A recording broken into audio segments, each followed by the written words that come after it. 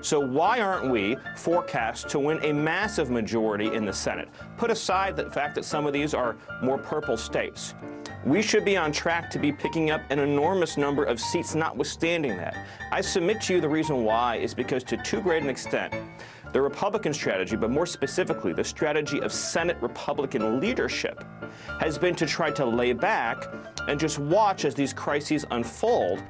Folks, we have a ton of good news about the fourth stimulus check, Social Security benefits, SSI, and SSDI. Continue watching because you don't want to miss out on this. Now, Americans of all incomes would see their federal taxes rise under the climate and healthcare package that was negotiated between Joe Manchin and Chuck Schumer. However, the analysis that takes into account the indirect effect of the bill's provision to impose a 15% minimum tax on certain corporations. Economists assume companies would then pass along part of their tax increase to employees by reducing their after-tax wages and job opportunities. According to data from the Joint Committee on Taxation, the minimum tax measure is expected to raise $300 billion over a decade. Republicans are pointing to the report as proof that the package would violate the pledge by the president and congressional Democrats not to raise taxes on those earning less than $400,000. The federal taxes would increase by $17 billion on American taxpayers earning less than $200,000, and those making between $200,000 and $500,000 would see their levy jump by $14 billion.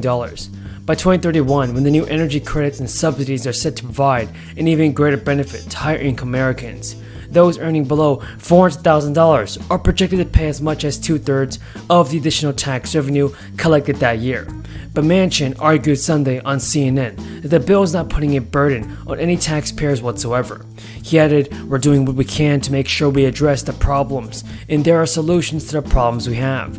Manchin was a key holdout on the Build Back Better plan for more than a year, causing heavy criticism from his Democratic colleagues and advocates.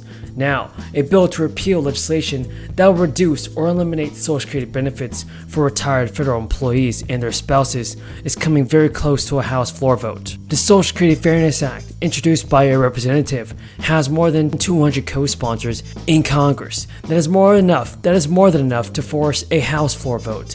The bipartisan legislation would eliminate two provisions of the 1935 Social Security Act that reduce or eliminate the Social Security benefits of more than 2 million retirees. One is the windfall elimination provision, which reduced the Social Security benefits of local, state, and federal retirees who worked in Social Security covered employment. Lawmakers expect a vote on the legislation that may soon come as September. Co-sponsors of the bill have told reporters that no American should be penalized because of their public service, and they've been waiting decades for a solution to this issue, and now we are close towards fixing this problem.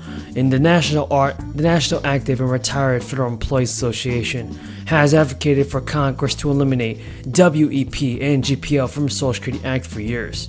The SSA currently estimates its ability to pay full-out benefits will run out in 2035, at which point it will pay only about 80% of benefits owed to people that are supposed to get it. Thank you, Mr. President.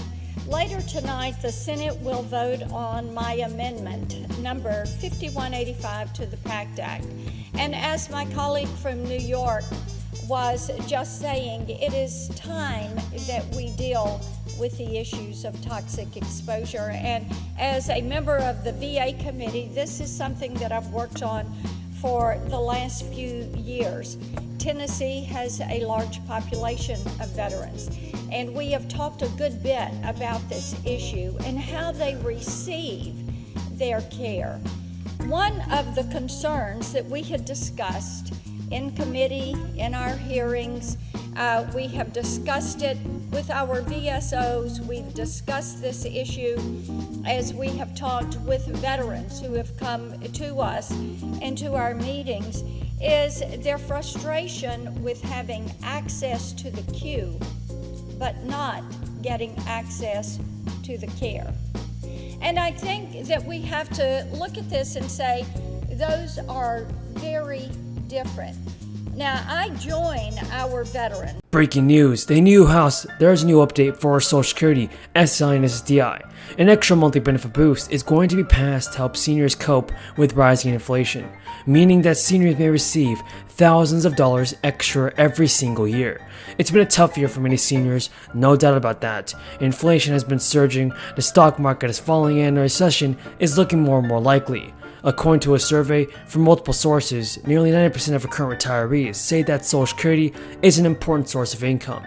So it's good to understand the upcoming changes to this program and how they can affect your retirement income. It's been a historic year for Social Security, and the changes in 2023 could be massive. Massive, folks. Lawmakers are already working together to find ways to improve Social Security. Representative Ted Dutch and Senator Mazie Hirono renewed their call for Congress to strengthen and improve the Social Security program. The SSA released its annual trustees report, which indicated that while the program remained strong in 2017, improvements should be made to ensure that full costs and benefits are payable into the foreseeable future and beyond. Representative Dutch said that the truth is Social Security doesn't add a dime to the deficit. It isn't the retirement bedrock of millions of Americans, and we should keep it that way. Now is the time for Congress, and that Congress should prepare for the future by expanding Social Security, no cuts, no retirement age increases. And last year, Representative Dutch and Senator Hirono initially were introduced the Protecting Preserving Social Security Act. It would only strengthen and improve the Social Security program by restoring fairness to the bill.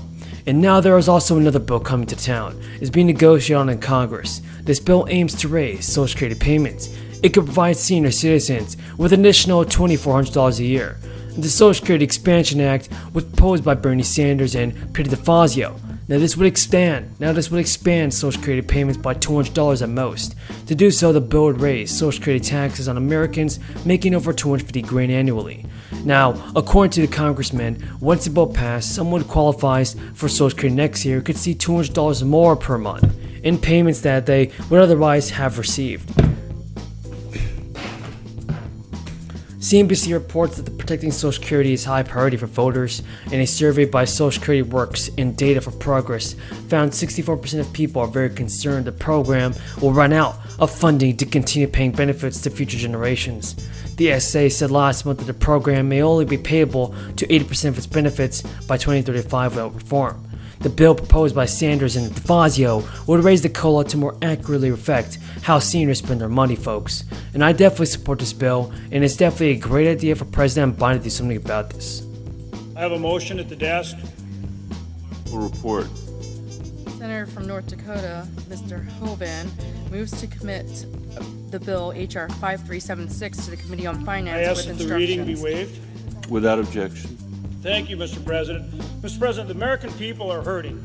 Inflation has soared to the highest we've seen in 40 years. The Consumer Price Index is now 9.1%. Americans are seeing increased prices at everything from the grocery store to the gas pump. Gas prices are up $2.25 a gallon just since the president took office.